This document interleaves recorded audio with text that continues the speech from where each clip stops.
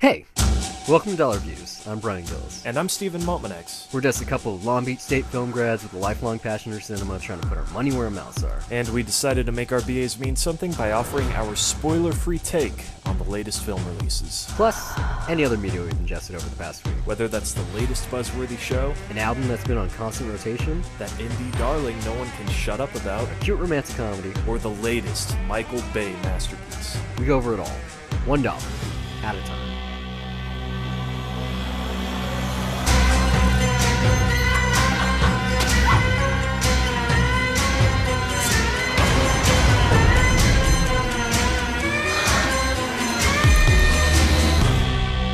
Last week, we were talking about Sandy Wexler, and I said this thing, I was like, okay, Netflix movies are at a certain caliber now that it is definitely worth your subscription price if you haven't had it before. The total opposite of that is Amazon has always been worth your money, and this film securely proves that. To the point where if you don't have at least the $10 a month membership, definitely fucking get it or save money and pay $100 for Prime, because this is the best thing on streaming. I might be a little less positive than you, but I will say this. I mean, Amazon's movies are at such a high quality that they at least release them theatrically. Like, they take that theatrical window seriously, and they put movies where they should be seen, and then they use their service to provide that after the fact. So After the fact. As far as I'm concerned, they're at least about. keeping cinema alive. Like, you may be mad about it, but I think they know exactly what they're doing, and I think they're doing it right. Like, I think Netflix what they do is more is... I'm on the side now where Netflix seems more like a graveyard, honestly. No, Netflix is trying to remove the theatrical window and being a true competitor to cinema. What Amazon Video does is complement the theatrical model by also having an exclusive video on demand service. However, I think it's totally still with bullshit that this is, I think, the fourth big movie that I've been excited about that they have put out on pay to watch on Amazon streaming, and then Prime members get like 3 weeks later. They did it first and foremost with Chirac, which I did a 2 cents episode about. It was not prime time. Honestly, I don't mind that. You can wait like 3 weeks. It's really nothing. No, I really do mind that. I'm not a $10 a month subscriber. I've been a Prime subscriber for like 4 or 5 years now. I feel like if you are selling it to people, it's no longer in the physical release window. It's not in the pay window. It is 100% sold. If you can bill me for it, I can pay that extra $25. You should give it to me for free. To me, it's just as bad as having digital exclusive rights to buying something for a month before it hits physical, meaning I got to wait for physical media to hit instead of getting the thing that I want. To me, it's worse than that, though. It's because just like that to me, honestly. And I got so used to that being a thing, and I've been waiting patiently for stuff to hit physical, where I'm just like, you know what? I'll get it. It's a month. If I really want it, I can wait that long. It's fine. It won't be the end of the world because that month will just go by.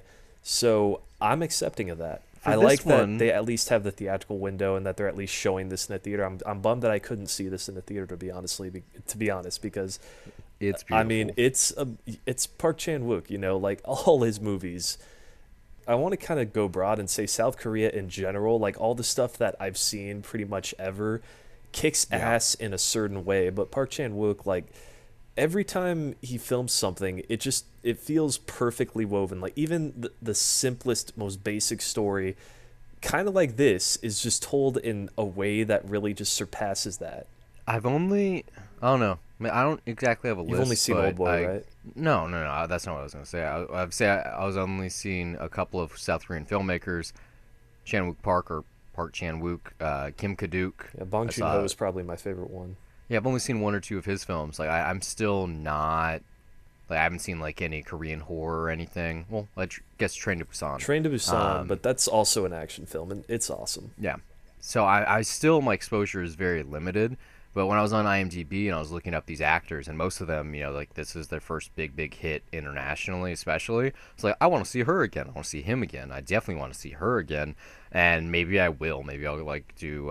It all comes down to if they're accessible, though. Not in terms of thematically, but in terms of actually streaming. Because that's the real question. It's like, is it available on Netflix or Amazon? If it's not, where am I going to find it? Do I really want to pay $20 to watch something once that I might not like at all? Well, when I rented Train to Busan, they did that thing where when they put DVDs out now, you get trailers beforehand, but it was a small distribution company, and all the trailers that were on there were basically Asian cinema releases that I had not even heard of that looked pretty Yeah. cool, honestly. And I don't know if they were all somewhere Korea or China. I forget the name of the company. I think it's Wellgo USA or I something. I don't wouldn't know. know, Train to but Busan is streaming now. I think it's on Netflix. yeah. So if that's the distributor though, then I'm sure that that stuff might be out there. It's just you got to find it. But yeah, I really appreciated actually watching the trailers for that one because there was a lot of cool stuff that I should have made a note of and I would have watched if I would be watching right now if I remembered what the hell it was. But yeah. It's like South Korea is really interesting because they're so late to the mass media game that most of their artwork, especially music and cinema, is kind of like a conglomeration of everything that works. Like there isn't a singular genre in the films that I've seen where it's like, oh, it's one of those. It's like, nope, it's a film by this guy. Like it's a monster movie, it's an action film, it's horror, it's like family drama, it's a romance, like it's a comedy. Like it really is kind of the same way that Bollywood or films of Hindu culture or from India, if you want to be less offensive, more PC, that it's the same thing. It's like, oh, it's a musical and it's an action film and it's 3 hours long and it's product placement and it's this. It's like Somehow I feel like Korea just makes it seem more South Korea makes it seem more accessible. Like they can be pretty insane, but it always feels more well, it's cohesive also usually. because South Koreans that they live in more metropolitan areas. You got to Hmm. remember when it comes to Bollywood cinema that most Yeah. of those film goers, the billion plus of them in that country alone, they want pure escapism the same way that like Chinese film audiences do, where they Hmm. don't care if it's in their native tongue as long as it's a spectacle. And so, like a friend of mine explained it to me once upon a time, when you're watching a Bollywood film, you want it to be 3 hours. That way, you got your money's Do you worth. want to hear something insane though about this for the Hmm. Handmaiden or just South What? Korea in general? Hmm. South Korea has never, ever, ever been nominated for the best foreign film Oscar. No, yeah, I see that. You know why I see Not that? one. You saw Because that on Letterboxd? I didn't see that on Letterboxd. I didn't have to. I understood that because with this and especially Old Boy, when you take those films into consideration, and even that Old Boy didn't win the Palme d'Or. Like Hmm. Tarantino couldn't get him to win, and he was the head of Cannes that year, which is fucking insane. He's never won top prize at a prestigious film festival either, which is really, really extreme because when you talk to even just like normal people that are only somewhat aware of foreign films, they're gonna bring up Old Boy, especially this filmmaker's work. And I have seen at least just that Vengeance trilogy. For some reason, I haven't seen Stoker. I don't know. I really wanted to watch it last night, but Yeah. when you already saw a 2.5 hour movie, it's hard to do a double feature. But yeah, Yeah, I've I've seen only seen Sympathy for Mr. Vengeance. I have not seen Lady Vengeance yes, yet. yeah, I've seen Lady Vengeance. And the way I saw those, I already seen Old Boy once or twice. It was right at the end of college. I did that blockbuster Netflix clone before it killed itself. I did a 30-day trial, and I mostly watched foreign films. I got the three of those films on DVD. This movie, though, we're talking about how gorgeous it is. Every Chan Wook-park film is just blocked flawlessly. The way he uses a camera, where it's so subtle that he's that genius. Where I think the thing that stood out for me here, um, it's like not the initial scene of the handmaiden meeting the lady, but like right after that, and the camera like slides to the right, and the lady is behind like a glass structure, like a window, and on the left side of this frame, it's still empty, and you have the handmaiden walk into that, and you just get this perfect framing structure where it's like this person is behind it. It's hazy. There's like a barrier. There's something restricting her. She's in her own confined space, and then you have this other girl that's just like free flowing, and that kind of stuff happens throughout. Not to mention just how fucking gorgeous and lush most of the countryside is that you only get sparingly because this, when it comes down to it, is just a very adult, like dramatic film, and it's mostly conversation that you're dealing with. Hmm. But whenever you can, you get these flourishes, and it just really pushes why this is such a great period piece. You have obviously clothes of the time and jewelry, but cars, trains, you have some boats, which may or may not be CG, but whatever. Sometimes you're watching a film and it's set in a certain era and you don't understand why, but this is one where the production design had to be this expensive and extravagant for you to really sink your teeth into this world because it's something that you don't get much. It's Japan, what you call it, occupied Korea in like 1930 or something like Yeah, that. it's like pre World War II. like the film does a really good job at the beginning to say Korean subtitles are in white, I Japanese I is in seriously love yellow, that. because otherwise you'd be watching and say, hey, look, they're speaking Asian. It's happened before where I've watched movies and like if you can't distinguish the two languages, then it almost gets blurred. Like I one time I think where it drove me nuts, there was this movie called The Prophet that came out years ago, and there's like Corsican and then there's French in there, and I could understand the French, but it's like there's no way that the subtitles would really make that clear, and I was just like wondering how are people going to be lost during this. There was the same thing with Joyeux Noel where I'm like, is everybody going to get this to some extent? That's fine. Like you don't really even need to know two languages, but in this film where it's so pivotal to the It is, story, yeah. like in Joy Noel, for instance, or was it fucking Merry Christmas? What's Yeah. the American title? You can kind of just tell based on the outfits and the way their voices sound. Like most people are aware of the difference between English, German, and French. Like at least in the Western world, you're gonna hear the difference if you've even got a little bit of culture. Whereas this, even if I have heard Japanese like a fair amount in my life, and I've encountered people that speak it, and I've tried to Mm-hmm. learn it in Yeah, passing, same here. Korean, like, I have very limited exposure. Like, I know that the symbols look completely different. Korean calligraphy has lots of circular shapes, where Japanese, at least if it's origami, is like angled and parallel. Like, it has a very structured existence, and you do see some on screen here, but no, like maybe something else that filmmakers could play with in time is perhaps put subtitles on the top third and the lower third of the screen to distinguish which ones, but then that would also make you feel weird watching maybe. But Yeah. for right now, this is probably the most elegant way. If you just do them in different colors, or you do like the John Wick thing, but then when it's that stylized, like I don't think you could do a serious film like this, because this is I don't know, the top and bottom thing might be weird, but like, might be weird, right? Slumdog Millionaire, even though I think it was mostly Hindi, Yeah. whenever Well, they I think spoke, yeah, there's I mean that was at least scattered around and your eyes were yeah. never lost with where you were supposed to be looking. Just that's a like kinetic movie. Like it's frantic. It's moving so much. And there's also some interesting about, well, it's got nothing to do with language, but I guess just back to the Slumdog argument, maybe it has to do with like where you're supposed to be looking at the time, where what fits best. It's like with 3D, have you noticed that when you see subtitles in a 3D movie, it could be positioned It in the corner or a floats. different spot Yeah. on the screen. And And it's that, not even on the screen. It floats off the screen yeah, and usually. but it's always like it's not just at the bottom of the screen. It could be at the right or the left a little bit, whatever makes it easier on your eye to be Like looking at what's on screen. it's very rare unless you're watching something like Doom 3 or international release to even see 3D with subtitles in the first place. But I would love it if they had the titles literally like 3 feet off the screen in 3D. Like that would be cool. It might be distracting, but even still, just sell me on that X factor. Literally, I want the Z. Okay, I like pull it They've out. done that like way back in the 50s. That's why you have the titles that look like they're coming out at you every time, even on like a Bring it 2D back. poster. Popping out, you got like the little depth of the shadow of the title, and that's just coming out. We haven't had that in a while, though. Moving back to the film though, um, I'm not alone here. I didn't know a single person in this film.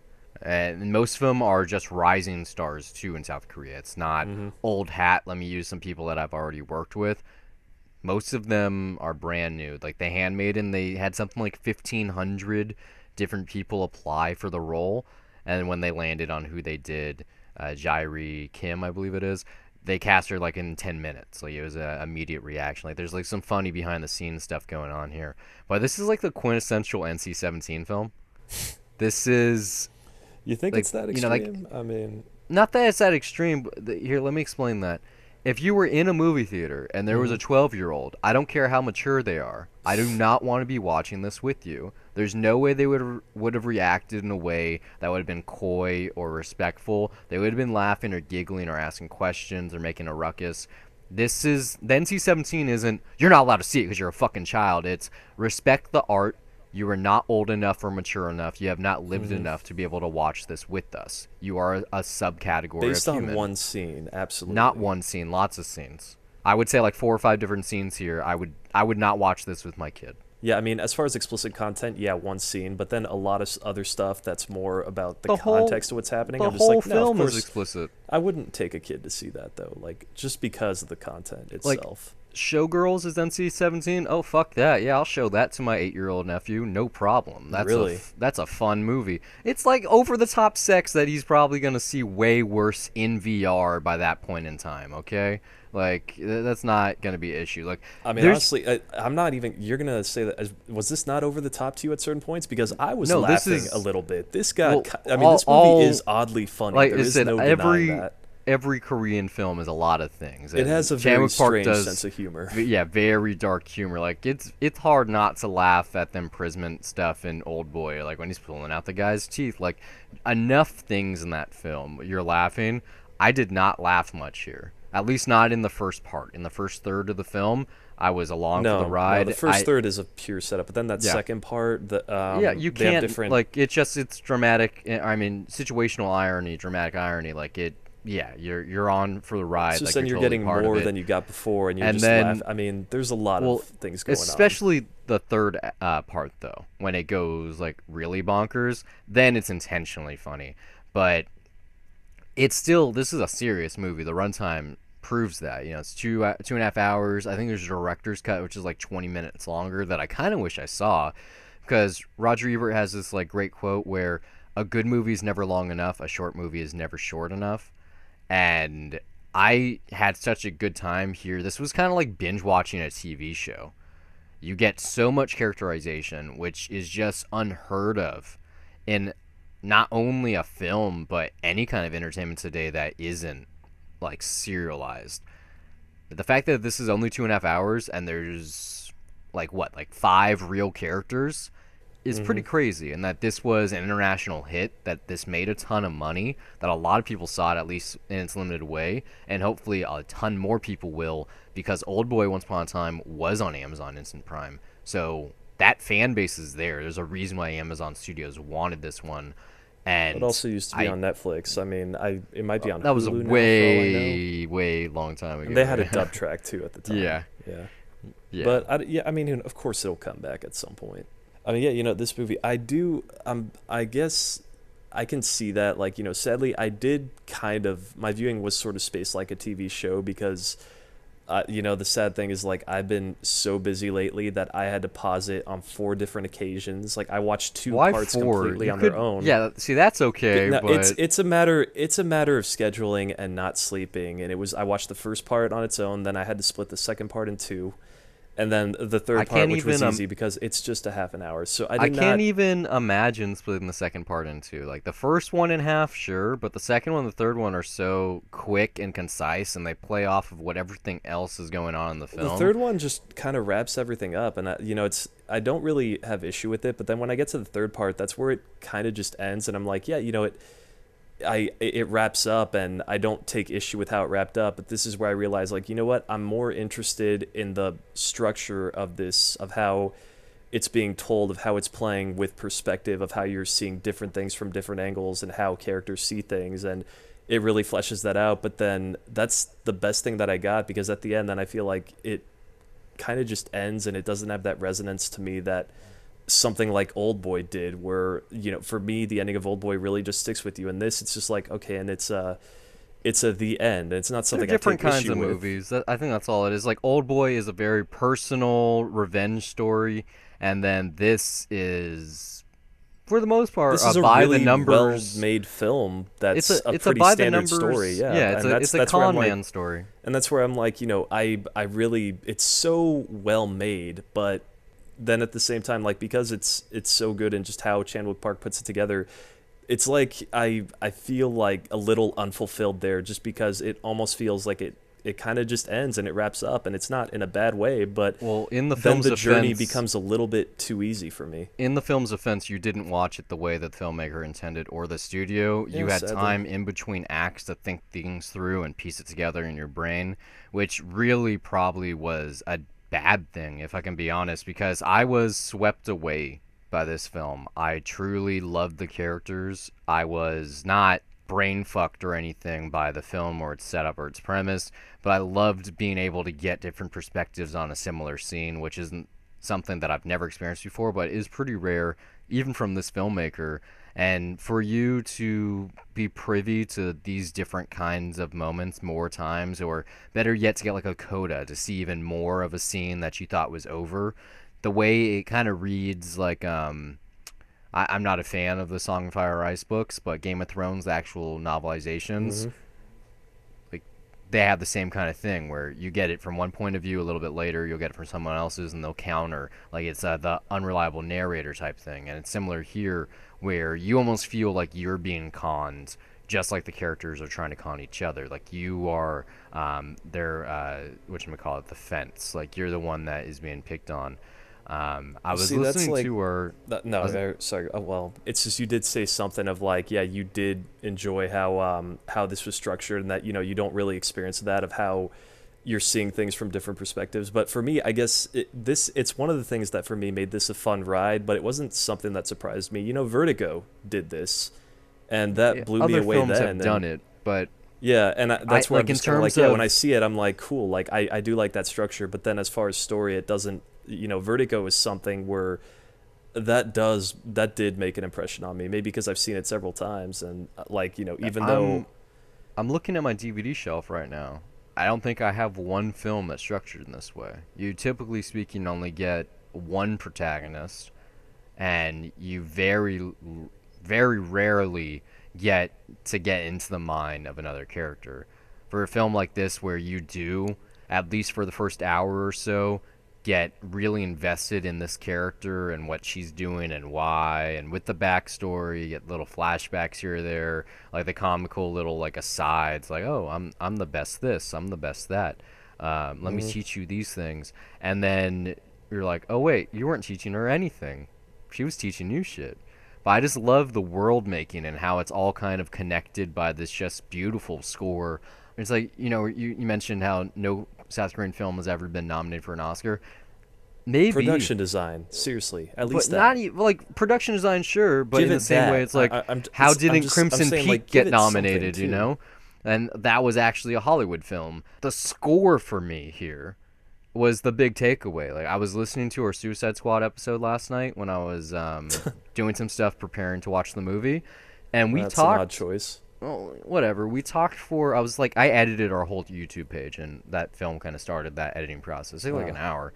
Um, and a big conversation we had, you and I and Tyler, was about how Suicide Squad doesn't use a score and instead uses popular music to tell its story. well, And no, that's it how it does. was There is a advertised. score too, though, but But it's very the minimal. soundtrack does stick out far Yeah, more you than the don't actual score for you that. can't hum it or anything. Like it doesn't No. get you invested. You're invested by Yeezus, or like Ballroom Blitz or Hmm. Queen. Like you have It's the these same pop deal with staples. Brian Taylor, I think, with or Tyler Bates, whoever did the score for Guardians. That Yeah, the soundtrack for Guardians. You don't remember the score yeah. really. There's like you don't remember the themes for the characters, whereas here the score is so beautiful, both for like the individual characters and just the way like it connects the story in between the acts, when or not even acts, but in the parts, because this is more than a 3-act movie. And I feel like if I went and read the novel that this is inspired by, like that's the wording by the author herself. It's called Fingersmith, which is a really cool title. And it's basically the same thing, except it's Victorian London instead of being Hmm. occupied Korea. I would probably read it and listen to the score of this film. Like it really set up this world, like sounds that you don't get typically in films nowadays. Like it has to be something like Downton Abbey or something, I would assume, but maybe they don't even have the budget because I've only seen like one episode of that, so I'm not sure. But it feels grander. Like it feels like a bigger movie. Like things really connect. Like you get themes literally that you hear and then you get to see them. But when this film goes full bonkers, which it really doesn't for most of it, like the first hour and some change, it seems like a straightforward, Yeah, just, like period drama. And just a then standard thriller too. yeah, when you get into it though, and it really starts to show its true colors, it becomes so good. It's when I started to really love it. I was like, yeah, this is 100% a film by Chan Wook Park. Like this seems, I mean, I come from someone who likes Paul Verhoeven and Hmm. David Cronenberg, and like some of the sicker, like more demented body horror and erotic stuff, gore. and this just it is that. Like it just it really pushes your buttons in a fun, really nice way. And I gotta buy it for $1. Like I had a great time with this film. I am 100% gonna watch it again. I'm probably gonna watch the director's cut if I can track that down some way. And if anything, when I was watching it, what I was thinking about, because I was thinking about, like, what of his films have I seen? I knew I'd already seen the Vengeance trilogy, but that's it. I haven't seen Thirst, even though I've been meaning to for a Oh, long that was, I time. forgot, that's good. Yeah. Like, I'm an android, but that's okay. That's his romantic comedy that I really want to see about someone being a robot, or android rather. Uh, I don't know why. Like, I've seen the hits, I've seen the trilogy, but I didn't. Like, I wanted to go to theaters to see his American debut. I didn't, and I don't get it. It's like this is one of my favorite contemporary filmmakers who's only existed since the 21st century, and it's kind of really established in internet speak and just like in standard conversation when it comes to international filmmakers.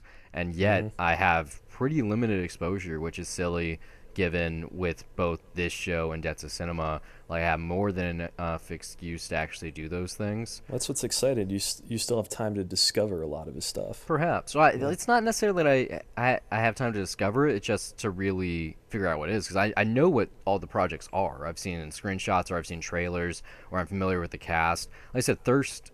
Like I should have saw that this past Halloween, the Halloween before that, maybe the Halloween before that. Like I understand that it takes the vampire concept and flips it as a romance, as like a disorder, kind of like an It's like I AIDS wouldn't call parable. it scary, but No, yeah, yeah, it's but worth seeing. it's about vampires. It's horror. Hmm. It's the genre that it fits into, or I guess you could call it supernatural. Okay, maybe this week, maybe that's what I'll do. Like, I'll just watch some Korean films. Like that sounds like a good idea. Maybe I'll watch Thirst tonight. I'm not sure. Oh man, please do. It's a good movie, but this one, I can't buy it. I wouldn't say to like dime a dozen either because that feels too low for this. But like I really did enjoy it. It's just, it's a fun ride. But then when it came down to the end, I was just kind of like, oh, like it. I guess that was a good time. It was really good. It's just it's so I freaking well recommend done, I and then I recommend you wasn't. watch it again as a whole without Well, that intermissions. probably won't happen for a Yeah, while, to be not honest. today or anything, Yeah. obviously, but You know again, like what? I You think know you'll what? give it another shot. Here, I think I just thought of something. Hmm. Close quarters. Like, it's not quite a buy for $1, but I would spare enough quarters for it. Does No, that work? no, that's And I bad. watched it in close quarters, not in the cinema, so it's No, worthy as a because rental in that way. Now, does that not work? no, No? because that's too punny. That close quarters can be meant as something else, and you're trying to bring it. I don't, no, not for I me. don't know. I'm trying here. No, But you try, just not. I don't see it because all right. that seems too kitschy. It's like that's a little too on the nose. Well, worth a shot. Something that at least, like, I don't know, dime a dozen feels like, it's No, fine, but we doesn't got have two that much ratings now. value. We got But dime a dozen for things that are like worth your time but not amazing, and I'd buy that for $1 for things that are 100% worth your time. And you can just kind of be like, in the but this same is way like in that between where it's like it's really good, but it's not amazing to me. it was to me. Like this Yeah, was and I'm just saying my it's rating, so not it's like there's got to be something in there in between for a rating, is what I'm saying. out of his three films that I've seen, excluding Old Boy. Like this is definitely his best. Like people called it a masterpiece. I'm gonna edit my 2016 list to put it on there. Um, just I really like these kind of films. Like not even just the con man story, but Hmm. then I'm a fan of like female eroticism on cinema also. Like When in Rome is a cool, interesting one, even though if that movie's not great, but the premise for that basically is two girls in Rome spend like the whole day in a hotel room together and they get to know one another. Um, Sex and Lucia, which is an interesting Spanish film. Like I like female driven erotic films, especially when they're thrillers. I wish that was a genre that came back. Like just like we talked about it before, like something like Fatal Attraction or like Basic Instinct. Like when you get this girl on screen that just chews up the scenery and uses her sex as basically a weapon and it's psychological at the same time. Like I'm a fan of that. And this totally is that genre in a way that hasn't existed, as far as I'm aware, in a couple of years, especially at this caliber. Like nowadays, it's something like Screen It's Gems or not in the Lionsgate, mainstream or anymore either. well, Like, it might be in the mainstream, but it's more like like basically B movie category, and this is as big as it gets. You know, this is an acclaimed filmmaker. It's an Amazon Studios film. Like this has a very, very big target audience. I don't think this movie is for everyone, but I think anyone that gives it a chance is probably gonna like it. Like even if you don't like some of the more gory or sexualized things, the stuff that I'm a fan of, I think that this film, because of the way that those things are introduced and how slowly that process is, that you are gonna enjoy it. Like this is the main reason I call this NC-17 film, like in true to form stature, is like I was aroused in certain scenes and I didn't feel like I was taking advantage of the film. It was like the filmmaker was truly trying to elicit that kind of reaction, probably from anyone that watches it, either through the graphic imagery or just the spoken moments that happen, like in the book readings. Okay, like it is totally trying to ruffle your feathers, and yet you really enjoy it. It's like, and you get a happy ending. You know, like it's a full service film. Like yeah, I really enjoyed it. I'm gonna be talking about it at work, and like it's funny too because someone came into work around November when this was getting its limited release, and they had just seen it. I was like, oh, that's gonna be on Amazon. They're like, yeah, it's really good. And I'm thinking about that conversation now and how little they told me, and they talked about even less than With we've good talked reason, about. probably. Yeah, for definitely good reason. It's like you can't really talk about this film in public. Like if you No, I mean can, it. you gotta. You can say like how it plays with things in certain ways, but then I don't know. Even that almost seems like a spoiler to me. No, yeah, I wouldn't explain anything to someone the same way that I haven't Yeah. explained anything to our audience. I would just say it's on Amazon. It's directed by the guy that did Old Boy. It's really good and gorgeous. You're probably gonna like it, and you probably haven't seen something like it recently. Trust me, it's worth a watch. I'd buy that for $1. And like that's enough. Like that's a hard sell for me. Like I don't have to pull things out of my ass. Like oh yeah, and it stars this person and it got nominated for this many awards. Like it's not the Moonlight treatment. Like I think the way you No, get someone no. to see Moonlight now, like That's the when it sad thing. If Moonlight did not win, then it would yeah, easily just slip under the cracks. for sure. It's probably better that Moonlight did win because that's how people are going to see it now. Yeah, they're gonna go, oh, this is the thing that won Best Yeah. Picture, which is fair. La You La know, Land, like it's like, hey, it's they're gonna good see it. enough, man. People are going to see it. Moving on. Did you watch anything else? Listen to anything else this week? Did you listen to the Kendrick Yeah, Lamar album or anything? I'll be no, I'll be really quick because I gotta go pretty soon. But I was about to watch The Handmaiden. I think it was on Tuesday, but I've been so busy lately that I was just Hmm. sitting down thinking to myself, like, a South Korean thriller that I know I'm gonna have to review. Am I in the mood for this right now? And the nostalgic bug just ended up biting me, and I Oh yeah, remember I I saw saw you your fucking list of. watch Phantoms of the Movieplex. Thank you for Yeah. spoiling the title before my build up. Yeah, No, no. I'm not offended. No, but yeah, I did see your list, and then that just got ingrained in my brain, and then I just looked that up to see if it was Tuesday, and I was like, oh, I got to stream on Vudu. Is that something I could use on there? But they You didn't have that. seriously? And then Okay. I looked, and I was like, okay, it's not on Netflix. And then Amazon had it for $3, and I was like, fuck it, it's $3. I want to kill 80 minutes, just gel and decompress right now. And I wanna it's a fun movie. I'm sorry, just nostalgia totally got to me. But yeah, No, I have it's like a very flashbacks it's a of the very film. corny movie. I remember watching that movie when it Super premiered on corny. TV.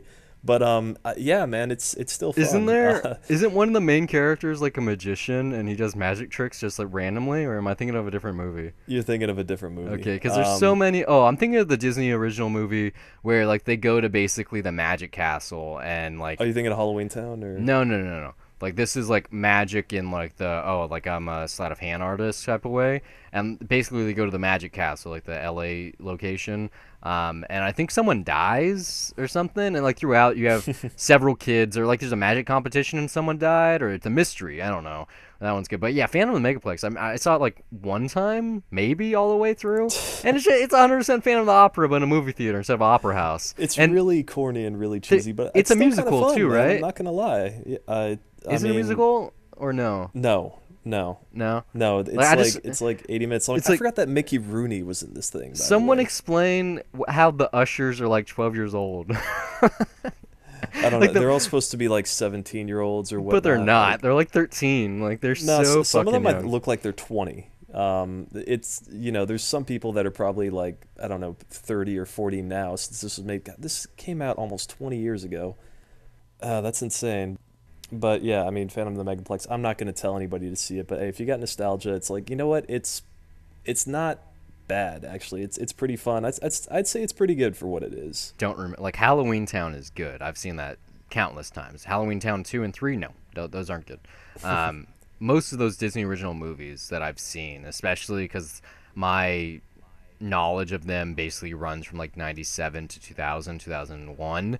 And I have some like personal favorites like Brink, like the only Yeah, extreme sports Disney original movie. that one's fun. Motocross is fun. Oh yeah, like I I've been kind of wanting to watch Smart House ever since I did this, talking and I about don't know Smart if I'm House. gonna drop $3 We're again, gonna but talk about Smart House on Sunday. During 2 cents, we're gonna bring really. that up because there's a new movie in development from James Wan called Smart House. I was gonna naturally imply that they're the same movie, but like a actual scary version of it. But that's 2001 set in a house. Like, it's such a Mm. fucking weird setup. Like that's a scary Disney movie, legitimately. Seriously, Like no, as that's a full scary on as they like can AI get. horror movie. No, yeah, Y- trust me. This new James Wan movie is gonna be the same fucking thing, like 100%. You can see a lot of those on YouTube, which I don't feel bad well, no, about I looked that because up actually, but mhm. then they're sped up for time or the some image is cropped down, and I was just like, well the you good know what? I'll ones drop $3. the It's good fine. ones are split into different parts. So Brink, I think I have it saved as a playlist, is like three different parts, and that's important because there's no way to get that in a home video besides VHS, which you can probably get for Amazon for like way too much money. And then also, I'm not sure if that one, since it's one of the original Disney films, like for the Disney Channel, if it's even Hmm. digital at all, because it's like that one's like 6 years or 5 years before Phantom of the Megaplex, and it didn't really get acclaim, even though like it stars Eric Von Detten, and there's someone else in that, Gabriella something, the girl, like she was in a couple things, and also the Black Ranger's in that movie, which is like the original Black Ranger, which is just cool from like a trivia standpoint.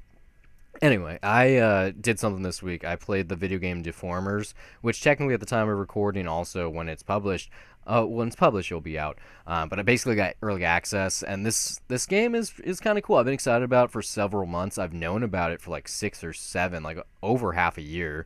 And it's put out by Game Trust, who has like a spotty track record. Their GameStop's publishing arm, so they did like Song in the Deep and Has Been Heroes, and like that. I think they got like one or other two or others coming out. But it's actually published by Ready at Dawn, who has a pretty good track record. They did The Order 1886, which got a lot of flack, but still one of the most gorgeous PS4 games I've played, and it basically came out of the launch window. They did the two God of War games for the PSP. They did Daxter, and all three of those are fantastic, especially for being on handheld. Like Daxter, I'm looking at my copy in front of me, is my favorite Jack and Daxter game. I haven't played all of them, but out of the two that I've played, it's really fun. It has like Pokemon element. It has like lots of movie references. It's a fun platformer. The voice acting is good. Like the fact that I played that on a handheld, it's really remarkable, even by today's standards. Like that blows away every kind of phone game that's possible.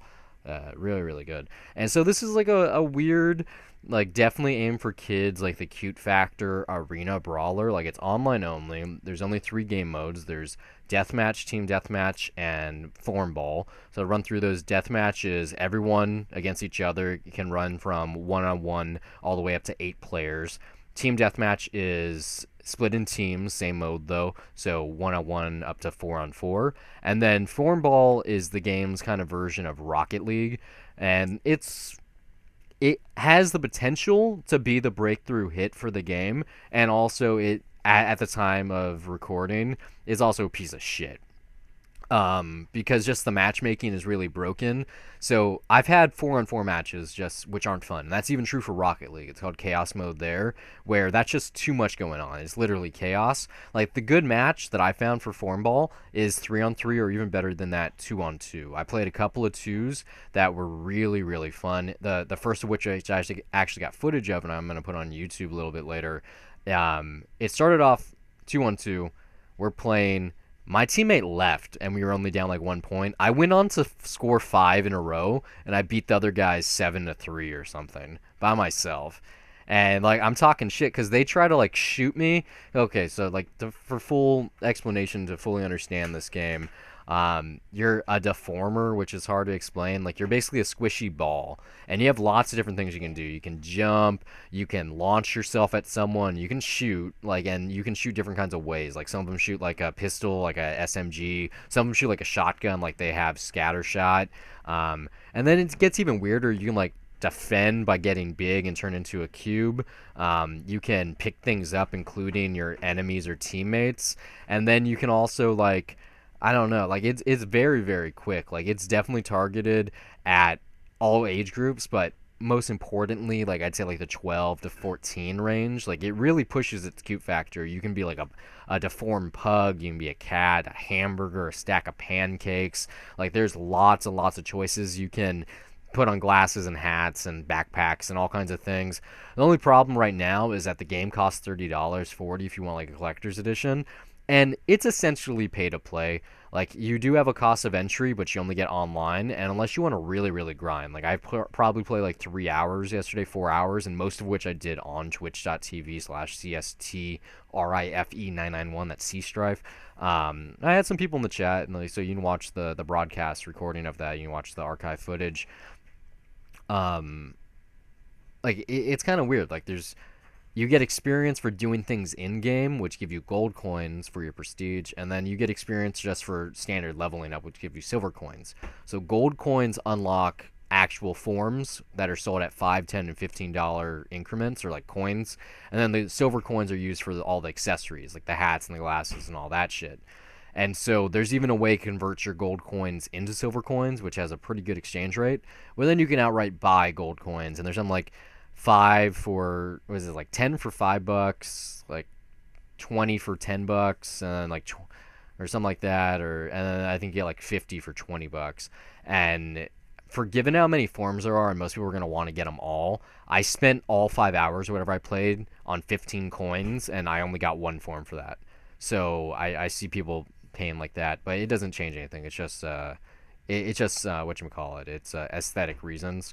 But yeah, pretty fun. I mean, I played it like I said before release actually, so the servers weren't really occupied. I'm gonna hope that today and especially tomorrow that that's not the case. I'm not sure if I'm gonna play it again, but it's pretty fun. You can play it together. It's couch co-op. It's not gonna like dethrone Rocket League, but for a game that anyone can play, that is pretty cute and fun, has a pretty minimal learning curve. You just have to truly, like, I'd say it took me like 6 or 7 games to really, really get everything. And then Form Ball was just a natural fit because of how many years of Rocket League play I have now. Um, yeah, I wouldn't buy it for a dollar because $30 is too much. But I think there's something like if you're a pro member or even a basic member at GameStop that you get it half off right now. So $15, yeah, it's kind of worth that. Like if you're looking for something to play with your friends on the same TV or better than that, play together over the internet. If you don't have a problem with it lacking a story mode or even like anything else like that, like you can set up a private match or you can go up against bots or bring your friends over and you just play in that way. But if you don't mind that there's no mission structure or anything that's going to really continue your gameplay, like if you want to just play something online that's competitive but also kind of fun, it's worth a shot. Like unless you're looking for some blockbuster game, especially worth free. Like, I'm not upset that I got a free copy, and they did not give me the copy for the review, so you know this isn't biased. The last thing that I checked out this week, I watched a comedy special actually before I saw Sandy Wexler last week, and so I didn't talk about it because I just had so many things. But I saw this Garfunkel and Oates. Do you know who they are?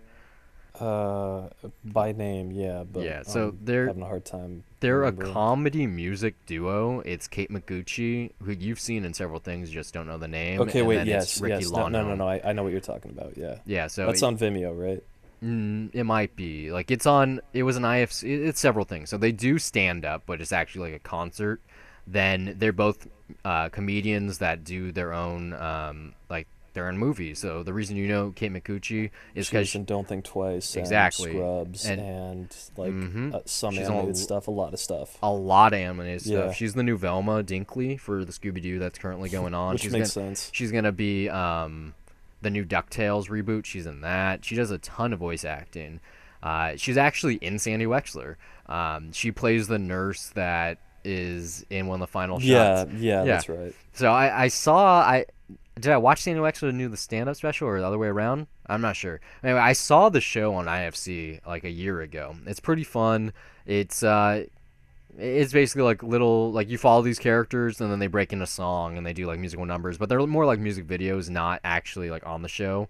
Like it's non-diegetic, but it's still really fun. And so the stand-up special is really meta. Like it starts with them trying to put together a comedy special. So they do like a basically a fundraiser to make it happen, and then you find out that the fundraiser is actually the real show, and that like continues throughout the show. Like it's bookended really well. There's some fun stuff that happens. There's like also a music video that takes place, but their songwriting's really fun. Like I just re-listened to The Lonely Island's first album, Incredibad, yesterday, and it's the same kind of thing. Like they even do a rap song or two, but it's just like it's good songwriting, but then it's also pretty damn funny. And it's like, is this supposed to be a joke song or is this real music? But it's funny and like it's a weird mishmash of talent either way you look at it, and it's pretty cool. Like I would recommend it, especially if you haven't seen any of their material outside of filmmaking. They just there's some cool stuff that happens during it. It's not like an hour long. I think it's a great introduction to their characters on stage, and if you like it, you'll probably really like the IFC show, which I think is still on Netflix. It's also pretty short. I think it's like 12 episodes altogether or something like that.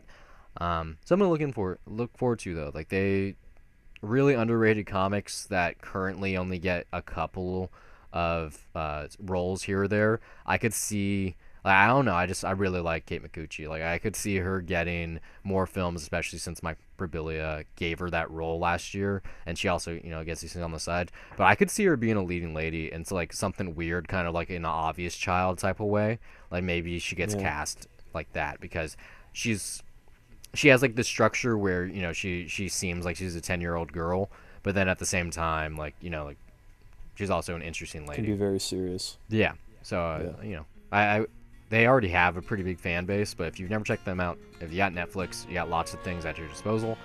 Like just between Sandy Wexler, like I said, Don't Think Twice, and also their show in IFC, and also this comedy special, all of that's on Netflix. So pretty cool.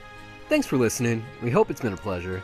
If you like this show and you want to hear more of our wonderful voices on a weekly basis, check out 2 Cents. I'll recap what's happened in film, TV, and tech news. We're also on Dead to Cinema, where one or both of us crosses a title off our list of shame. You can find all of our content at dollarreviews.net. Follow us on Twitter or like us on Facebook at Dollar Reviews. We're available on iTunes, YouTube, TuneIn, Stitcher, and constantly looking to expand to other platforms. If you listen somewhere we're currently not available, you'd like to contribute some talking points, send a Death to Cinema request, or if you just want to laugh at us, you can do so by reaching out to us on social media or send an email to brian@dollarreviews.net. Or you can email me as well, steve@dollarreviews.net. You can follow me personally on Twitter at Brian Gillis, that's BryonGillis, and now you know how to spell the email too, and also under the same name on the lovely site Letterboxd, which acts as my film diary, where I rate films I'm watching, write the occasional review, and even sometimes compile lists. You can also find me on Twitter at S_MTX, and also follow my film diary at Letterboxd under the same name, where I log everything I watch, and sometimes write brief reviews. That's it for this week. Until next time, keep the change.